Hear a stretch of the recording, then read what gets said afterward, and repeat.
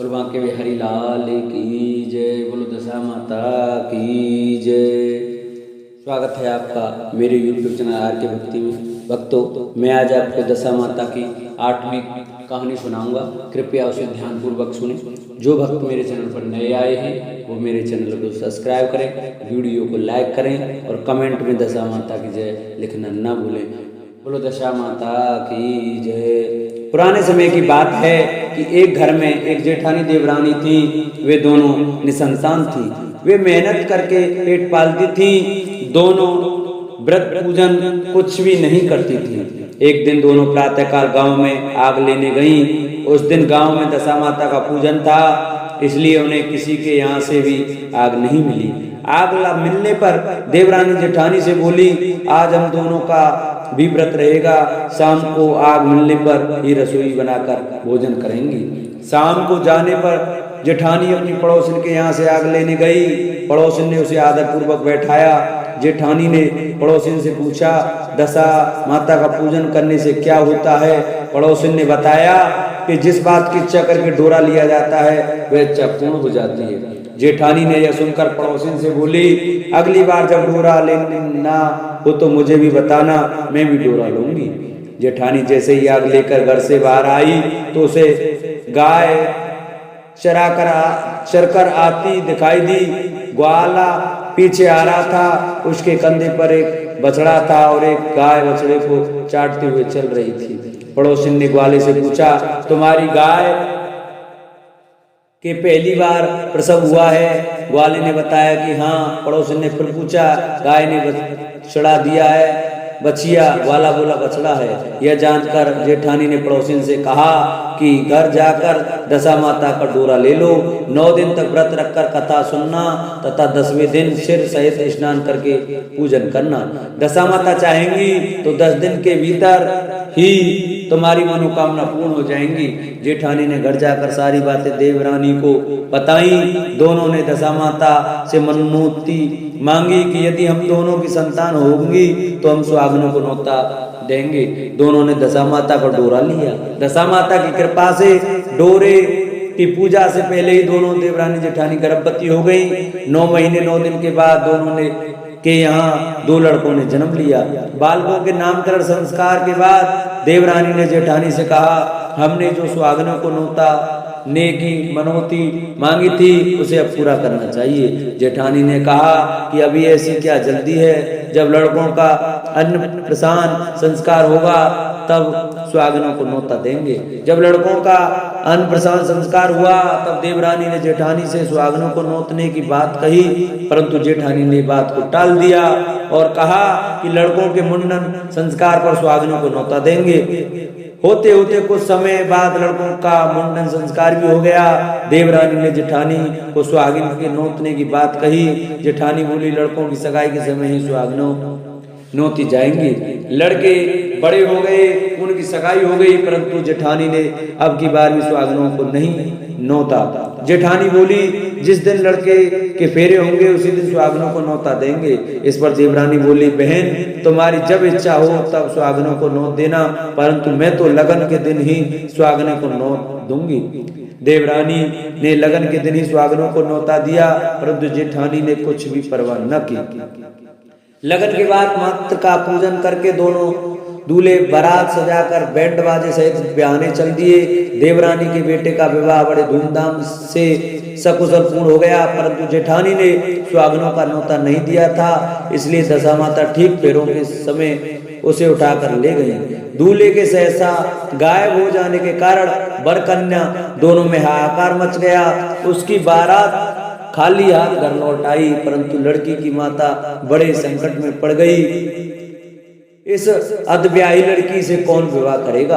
पड़ोस की चतुर सुहागिनों ने लड़की की माता को समझाया कि ब्याह का जो सामान बचा है उस सामान को लड़की के हवाले कर दिया जाए। लड़की भिखारियों को सदाव्रत देने लगी।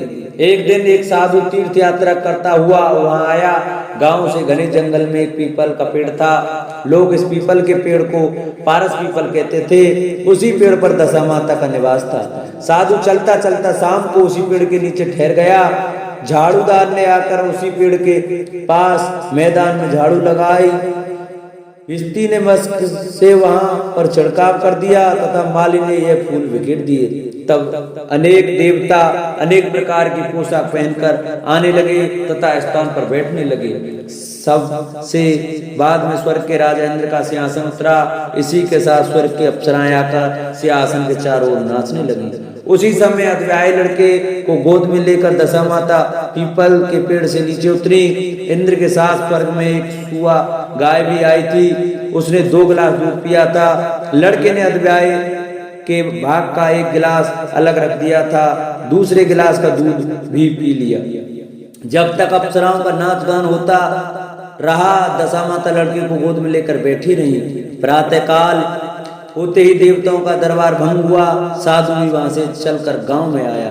साधु महाराज गांव में भिक्षा मांगते मांगते अद्व्यायी लड़की के घर पर पहुंचा। लड़की ने आदर पूर्वक साधु को बैठाया और भोजन तैयार किया। लड़की ने 3 पत्तल परोस कर रखे। पहली पत्तल अद्व्यायी अपने पति के लिए रखी, दूसरी पत्तल बाबा जी के सामने रखी और एक पत्तल अपने सामने रखी।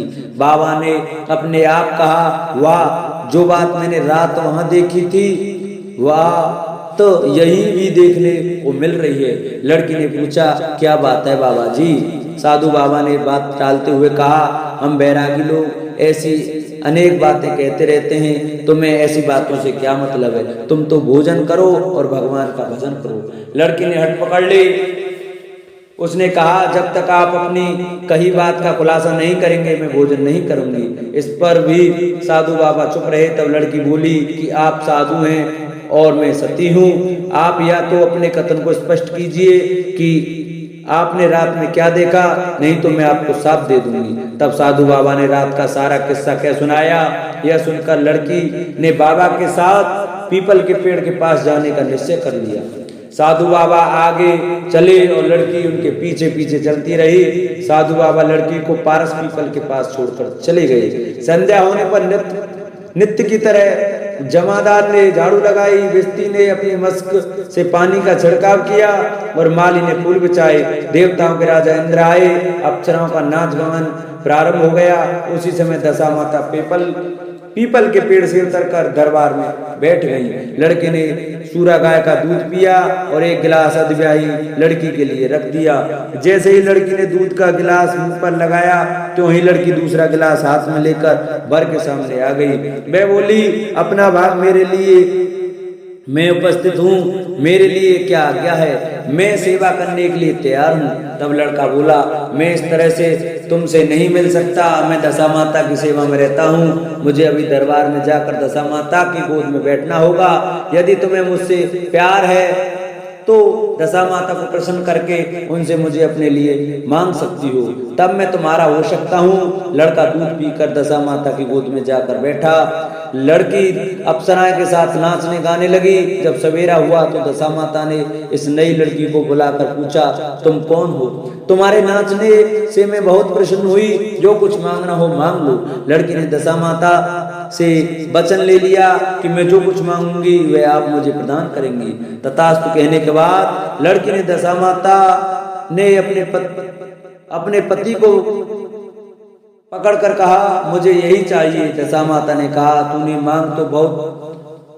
मांगा तो बहुत, परंतु मैं वचन दे चुकी हूँ, इसी कारण मैं तेरे पति को तुझे वापस देती हूँ। राजा इंद्र ने पूछा कि भगवती ये सब क्या राज है?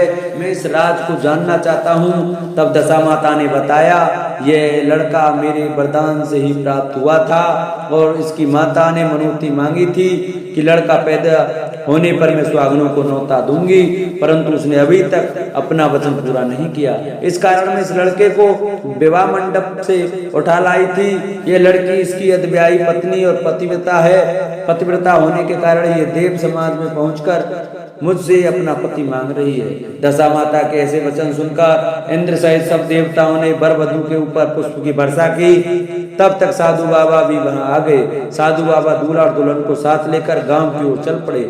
जब ये तीनों गांव के समीप पहुंचे तो गांव वालों ने दूल्हा दुल्हन को देखकर लड़की के पिता को सूचना दी कि तुम्हारी पुत्री एवं दूल्हे के साथ आ रही है। जिस दिन से लड़की चली गई थी तो उसके पिता ने लोकापवाद के डर से बाहर निकलना बंद कर दिया था। गांव वालों की यह भी बात सुनकर उसके घर के किवाड़ बंद कर लिए। उसने समझा लड़की साधु बाबा के साथ आ रही होगी, इसलिए लोग मेरा उपवास कर रहे हैं। जब गांव के गणमान्य व्यक्तियों ने भी वही बात बताई, तब उसने घर के किवाड़ खोले और बाहर निकला। जब उसने सचमुच अपने द्वार पर लड़की और दामाद को खड़े देखा तो उसकी प्रसन्नता का ठिकाना नहीं रहा। लड़की पिता ने इस खुशी के मौके पर बहुत दान पुण्य किया और फिर से विवाह की तैयारी की। लड़की ने अपनी माता से कहा कि इस तरह से विवाह नहीं होगा, पहले दूल्हे की माता सुहागनों को न्योता देकर बारात लेकर आए, तब विवाह के नेक पूरे किए जाएं। लड़की के पिता ने लड़के के घर खबर भेजी। लड़के की मां ने पहले सुहागनों को न्योता दिया, तब बारात चली। बड़ी धूमधाम से विवाह हुआ। वर वधू दोनों अपने घर पर आ गए। वधू की खुशी में लड़के की माता ने दोबारा सुहागनों को न्योता दिया। उसी समय से विवाह के दिन वर के घर पर सुहागनों का न्योतने की प्रथा चली आ रही है। दशा माता ने जिस तरह सती की दशा बदली, वैसी वह सभी का कल्याण करे। बोलो दशा माता की जय। भक्तों, जिन भक्तों को मेरी वीडियो अच्छी लगी हो, वे मेरी वीडियो को ज़्यादा से ज़्यादा शेयर करें, लाइक करें और कमेंट में दशा माता की जय लिखना न भूलिए। बोलो दशा माता की जय।